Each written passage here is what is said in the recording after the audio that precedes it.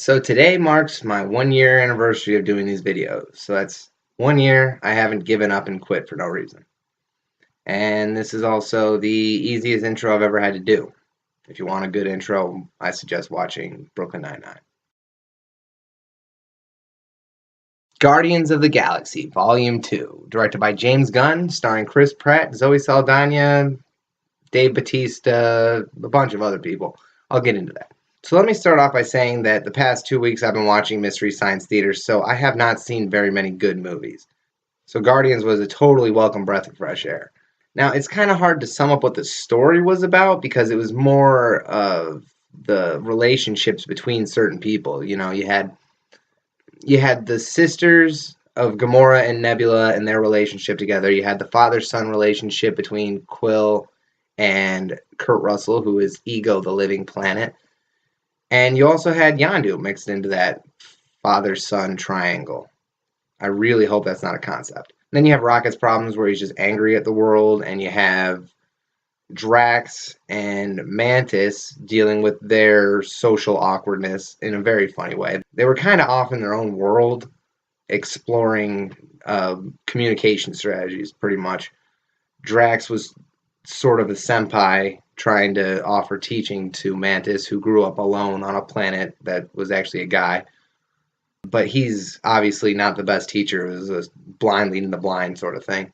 So let's get into some things I didn't like about this movie before I start gushing on it. For one, the soundtrack was not anywhere near as good. I wasn't familiar with 75% of the songs on it, and the ones I still could not tell you who sings them or what they're called.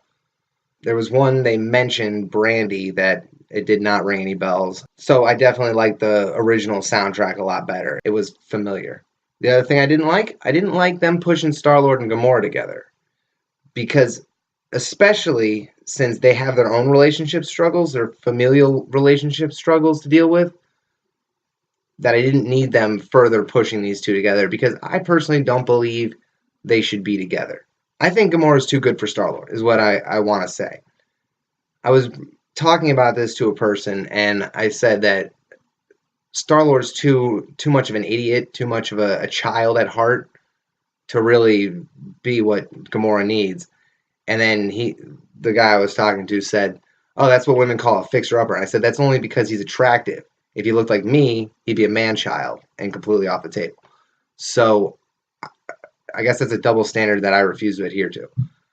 But even with that, they still managed to keep their respective relationships at the forefront.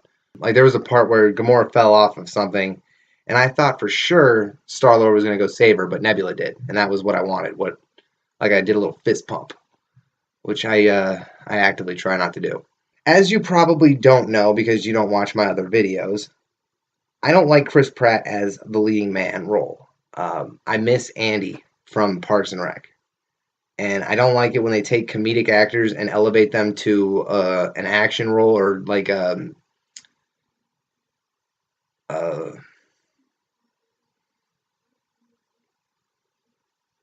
word heartthrob is coming to mind, but I don't want to use that one.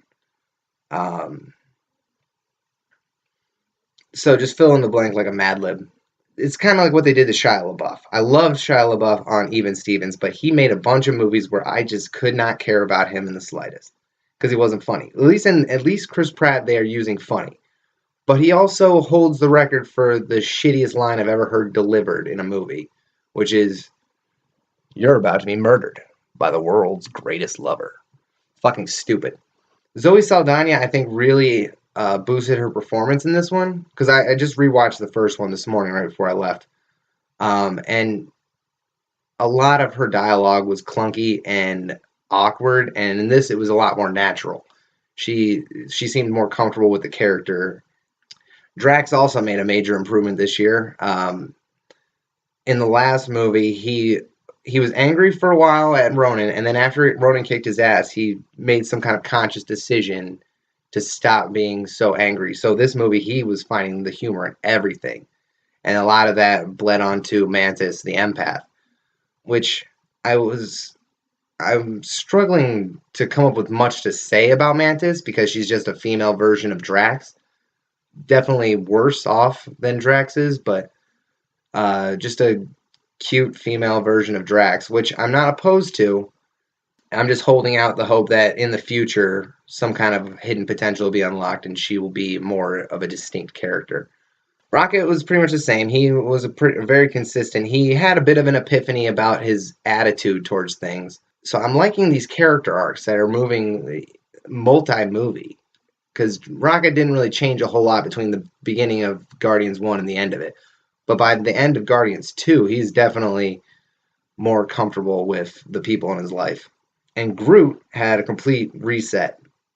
He went back to being a little baby, and he was much more aggressive. Like, he was almost more childlike as an adult than he was when he was a baby.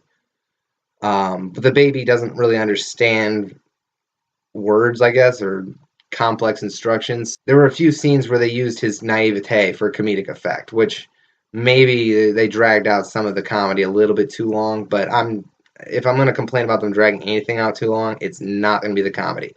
It's going to be all the stuff with Peter and his dad, which I liked where that went, but I wasn't really fully on board for the ride. And then Nebula made probably about the same amount of an impact as she did in the last movie, but it was a lot different because the whole sister relationship thing. You learn more about Nebula's struggle. In the last one, she was just angry, and they never really showed why. But now you see why there was so much jealousy, how much pain she went through competing with Gamora. And then at the end of it, well, the end of the movie, I was crying.